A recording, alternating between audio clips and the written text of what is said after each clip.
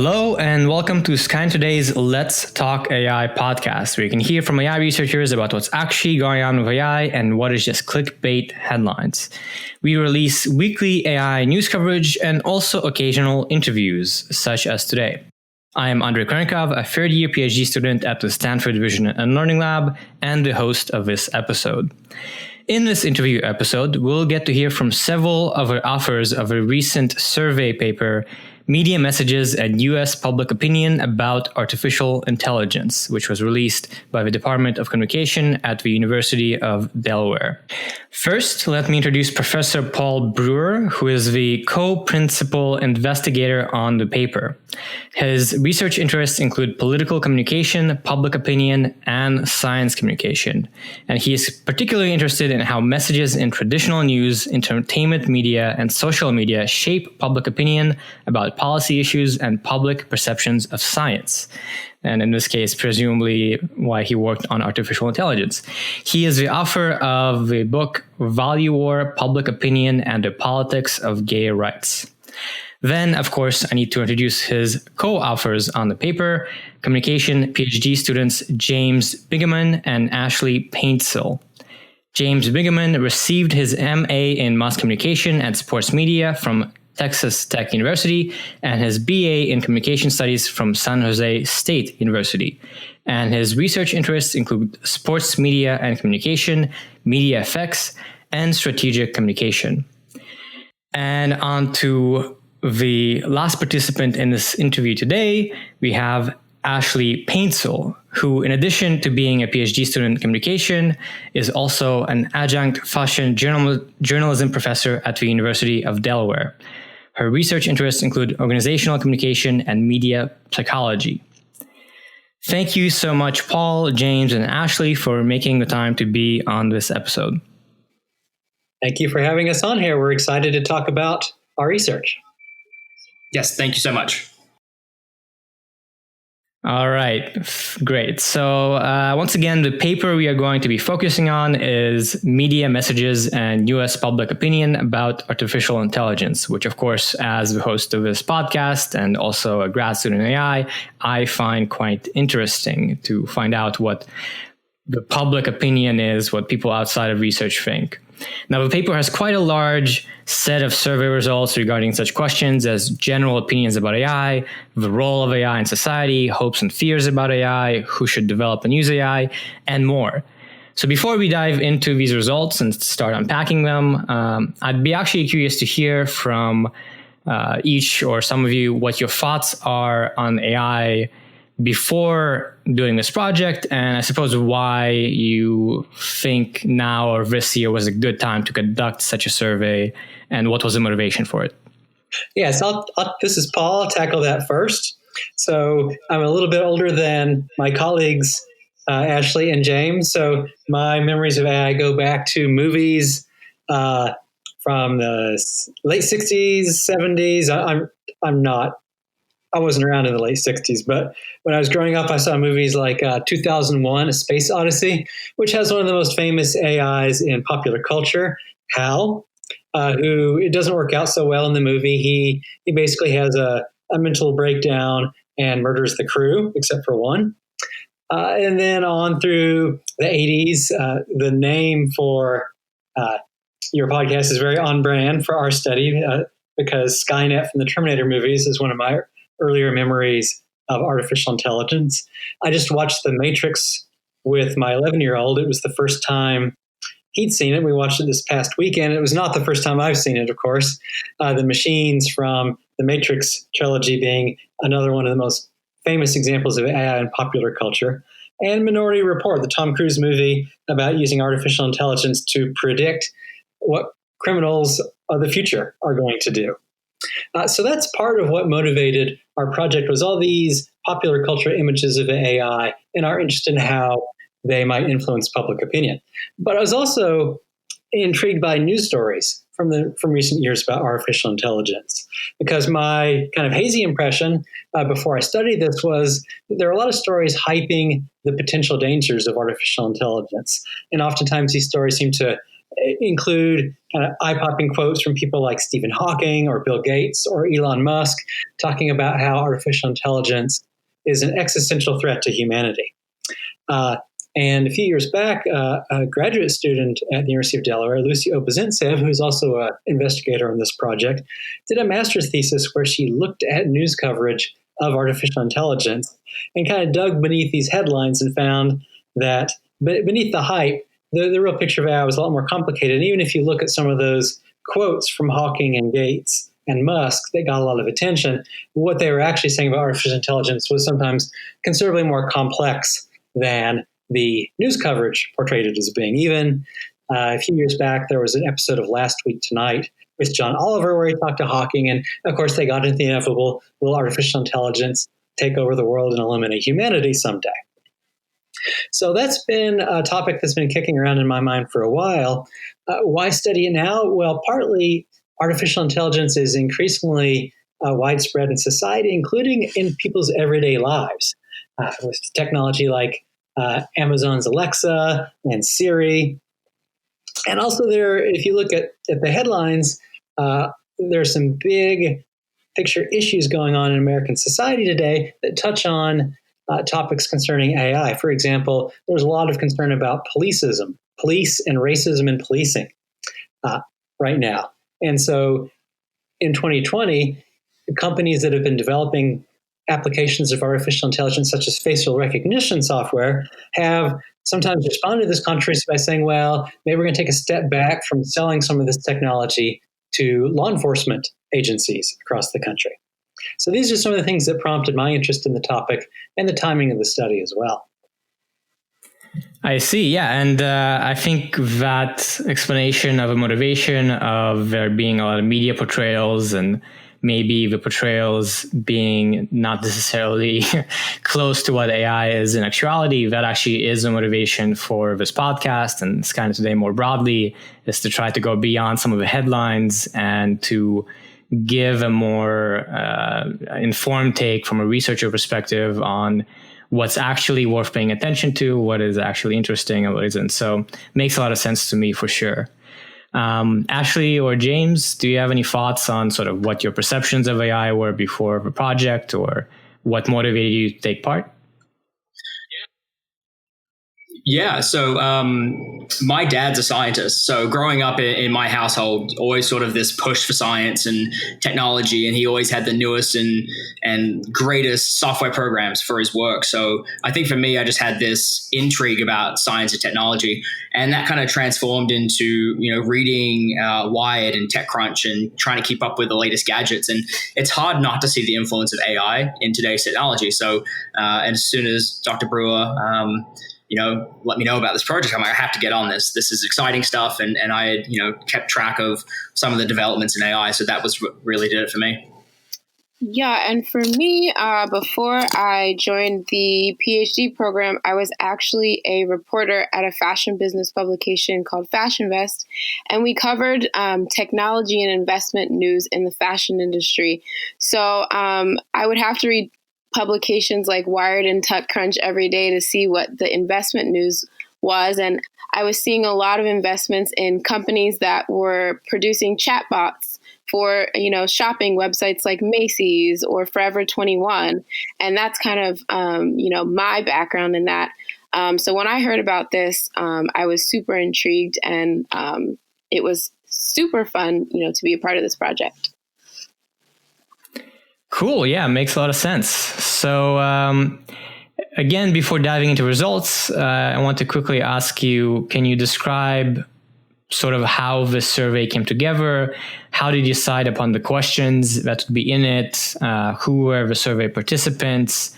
And pretty much, what was the process? What was involved in getting this together?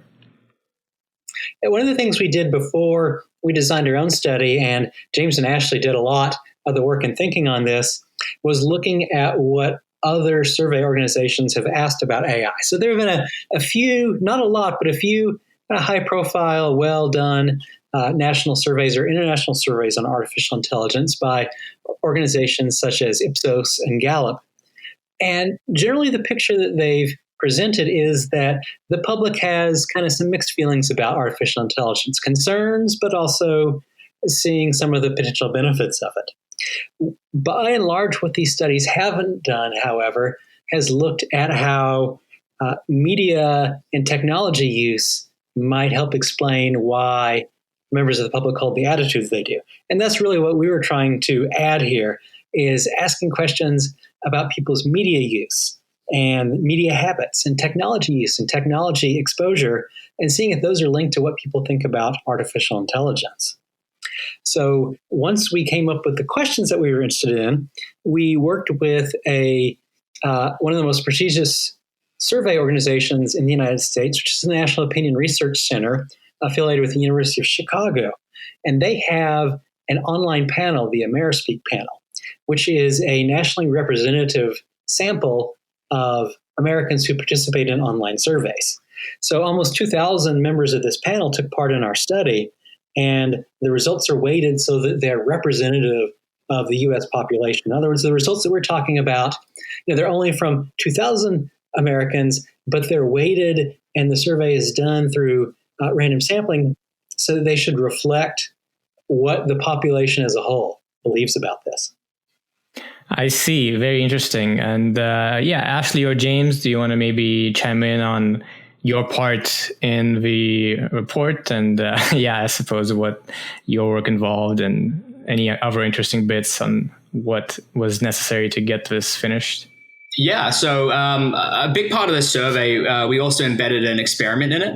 And so making sure that was theoretically grounded in some of the past literature on emerging technologies. And AI hasn't been done necessarily as much as some other technologies, at least when it comes to media studies and communication. So looking at what past work has looked at in terms of emerging technologies, nanotechnology, and other things like that, or just science communication in general. So pulling from that literature and kind of seeing what's been done, how they went about that, and kind of, grounding the experiment within that area.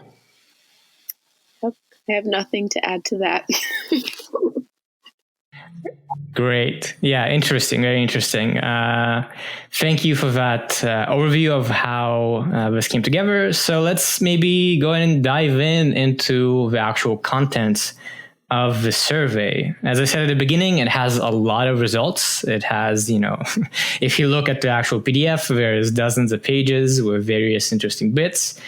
So to maybe start looking through those, I'm going to ask, what were some highlights for you? What were some of the more interesting results, or more insightful results, or generally, some things that stand out and seem worth sharing to you from the survey results?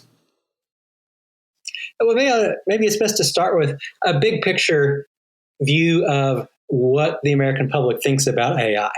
And so here, the big picture that we came away with was the public sees both the positive and the negative potentials of AI. So we had a bunch of questions asking people what they were worried about and what they were hopeful about with AI. And so, for example, you have a majority of Americans are hopeful that AI will make people's everyday lives better, but a majority are also worried that AI could pose a threat to the existence of the human race. Most Americans want researchers to develop AI, but an even bigger percentage of Americans want the development of AI to be regulated.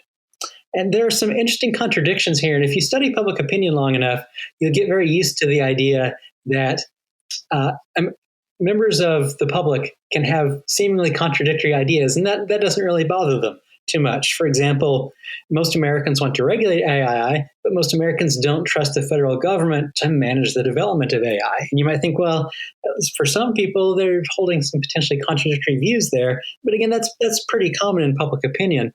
And so one thing to keep in mind here is people's attitudes about tough topics like emerging technologies can often be pretty nuanced and complicated. But also we found that most Americans are fairly unfamiliar with artificial intelligence. And so this, for many people, this is something that they're probably still figuring out what they think about. They're not sure about it. And so it's not surprising that they hold some pretty mixed views on the topic. Yeah, makes sense. Thanks a lot for that overview of results, actually. That's a great place to start. James or Ashely, do you have any other bits that stood out to you that you might want to share?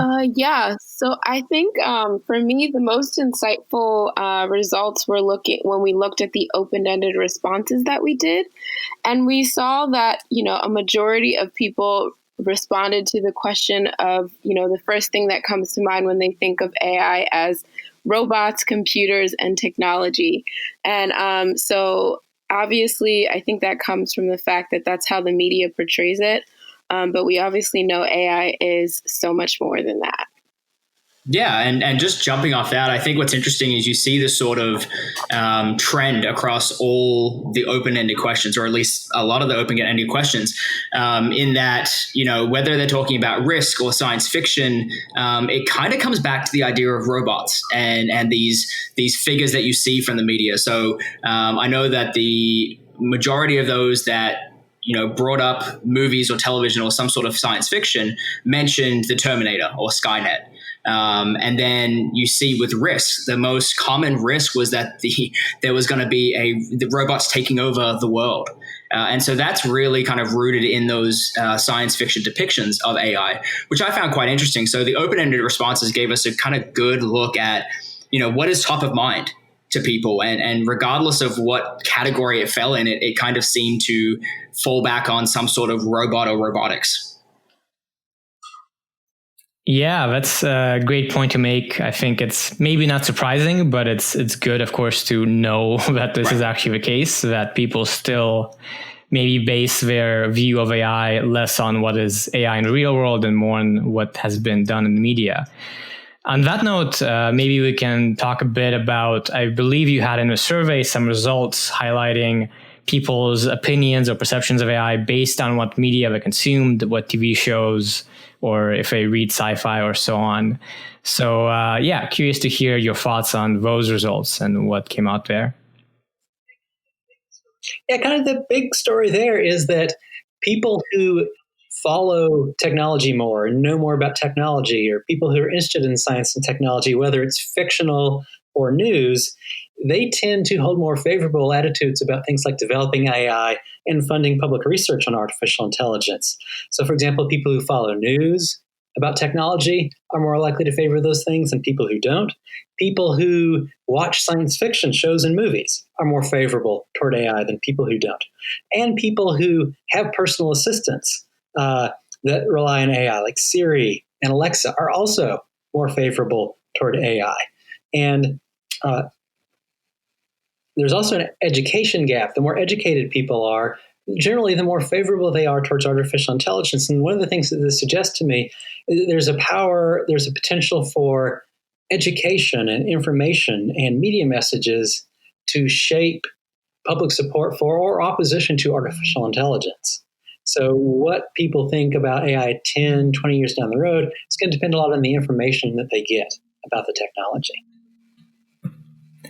Great. Yeah, I wonder, James, do you have any ideas or thoughts on this notion of how people perceive or get ideas about AI? Maybe Ashely, as someone who used to do journalism, do you have any thoughts on how present day journalism is shaping things and maybe changing it right now? Yeah, I mean, obviously, in the beginning, we talked about the fact that there was a lot of, mixed feelings and fear because there is a lot of reporting on that. But then at the same time, we're starting to see AI be perceived a little bit more positively because, it's being used to help people discover cancer in people's bodies. And but then there are also negative things, of course, with, surveillance and people's mixed feelings on facial recognition and identification. So I think the public really does have, a mixed view of it based off of, what news is being reported. Yep, they nailed it. Great. Yeah. So On that note, one thing that was mentioned is that actually the majority, I think something like 67% of respondents also said that they really don't know much about AI. So they have these opinions, but at the same time, they maybe don't feel confident that they know or understand what's going on there.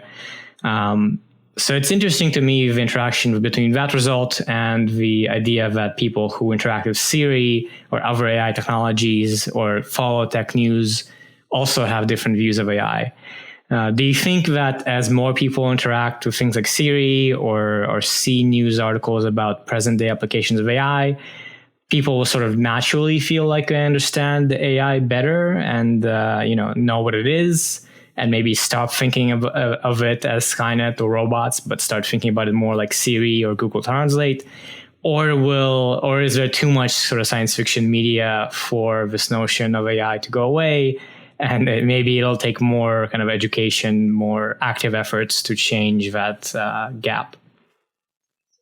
I certainly think that's a plausible interpretation of our results. So, we did find that link between Siri and Alexa use and favorable views toward AI, and we did find that in those open-ended responses that Ashely and James were talking about, robots was the most popular theme, but a substantial percentage did mention real-world applications like Siri and Alexa, and so those technology uses are starting to at least become part of the popular image now.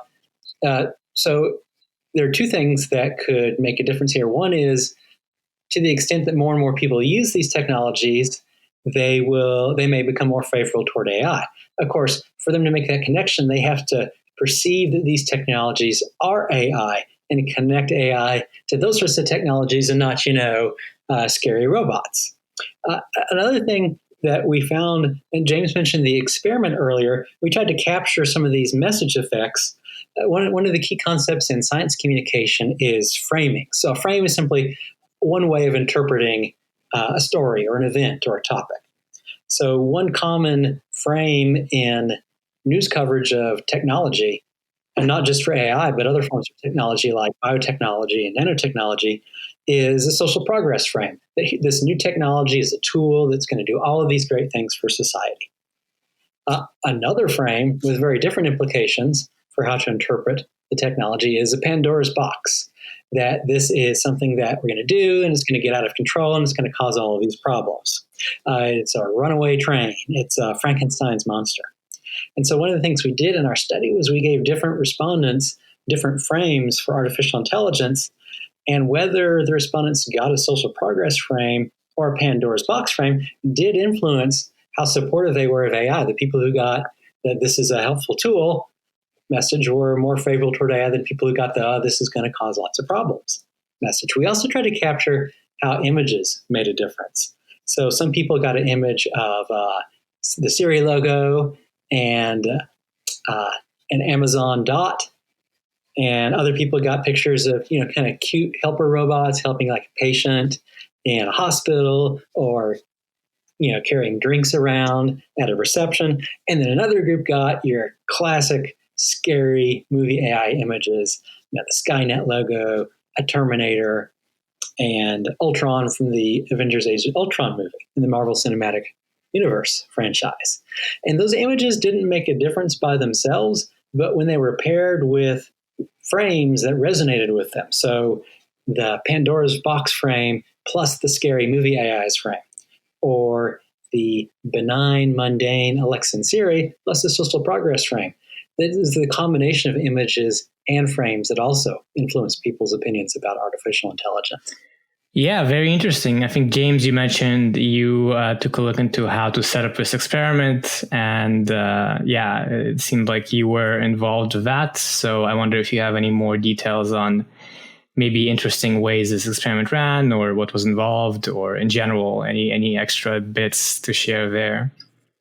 I think going into it, we kind of had this idea that these depictions, these media depictions, are so prevalent that you think Terminator and then you think something scary. So we knew that images, might have an effect here, and so it was really interesting to combine them with the text frames, because a lot of framing experiments have looked at just the text frames, but we live in such a multimodal environment now where these text frames are going to be accompanied by images, whether it's a video, whether it's a picture. So it was important for us to see if there is that combination effect with text and images.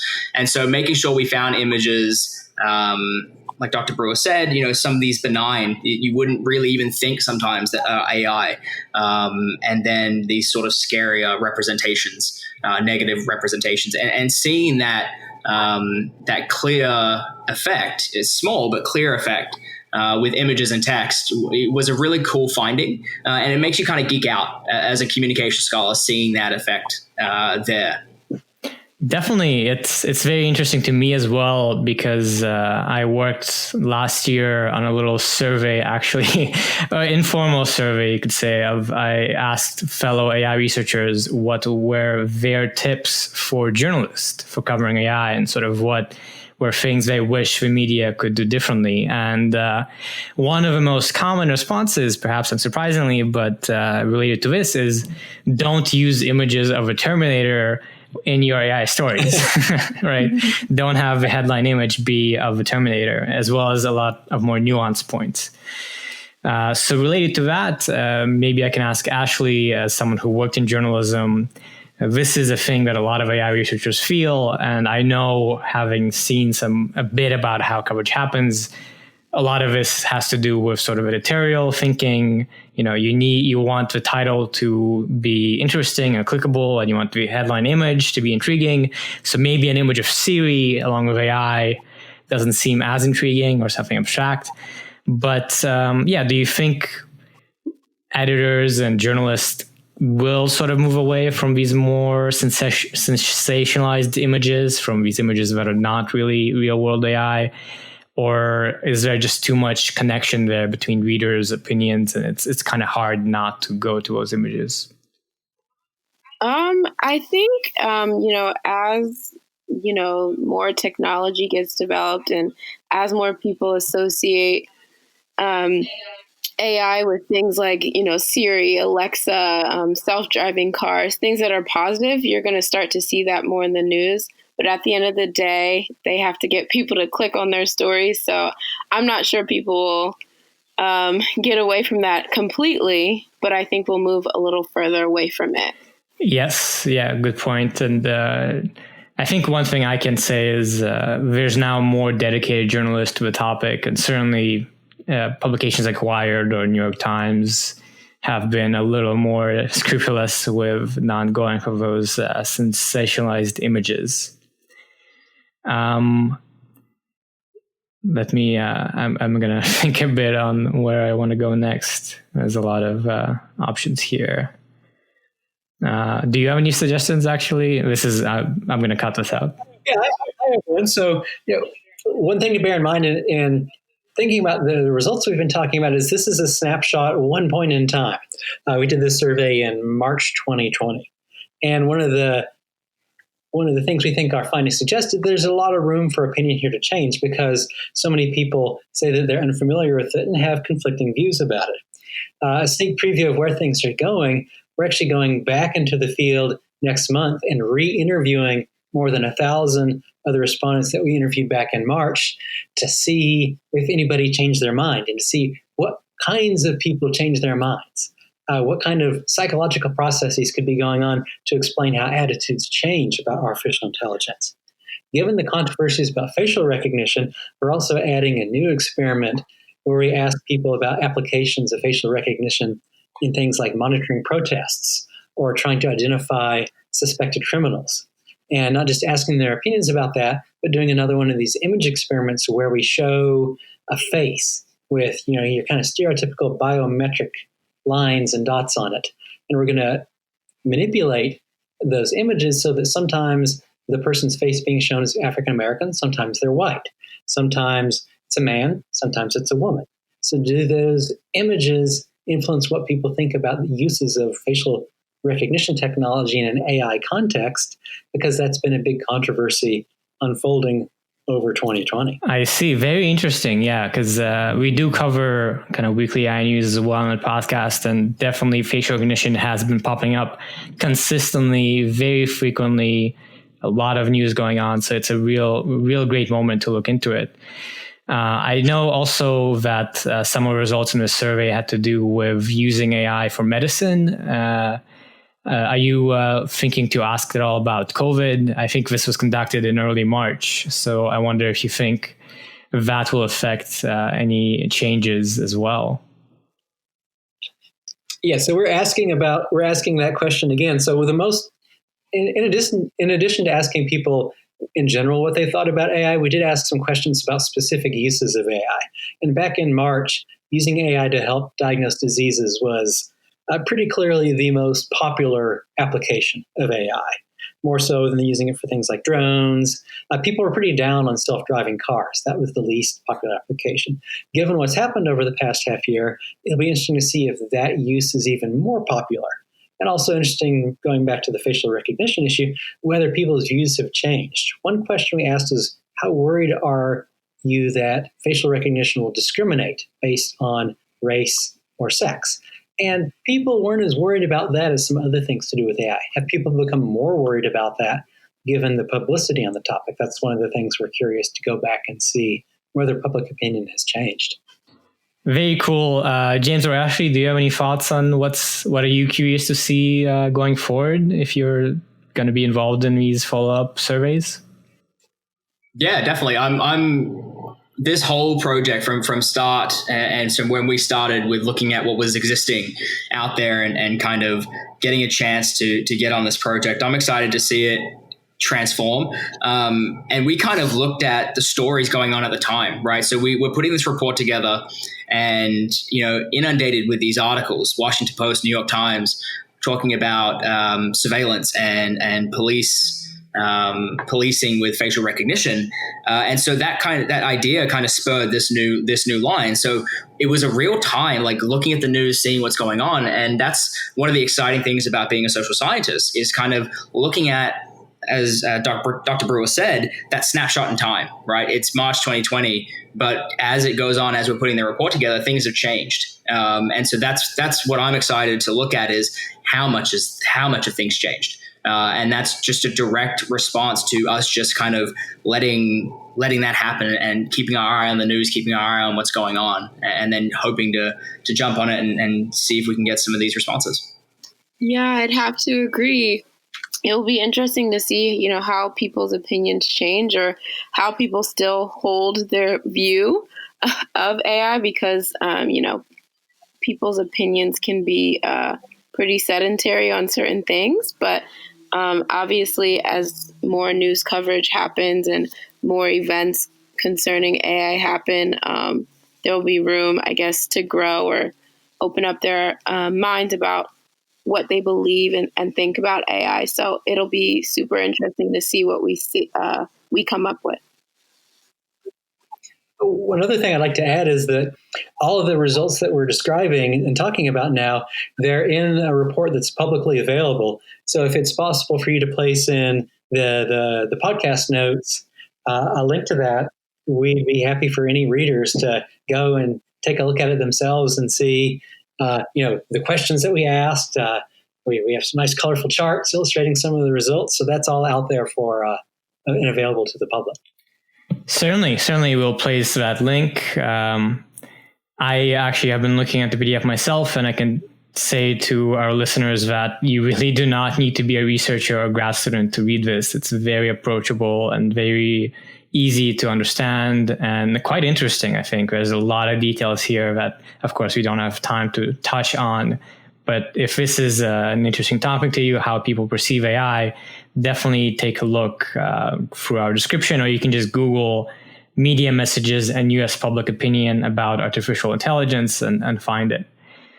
To finish up, I think one last question touching on some of your previous points. I wonder, having worked on this project and presumably taking a deeper look at AI and what kind of questions you can ask and the media stories about it, have your outlooks on AI changed at all? Or have you started thinking of some new things or in different ways about it?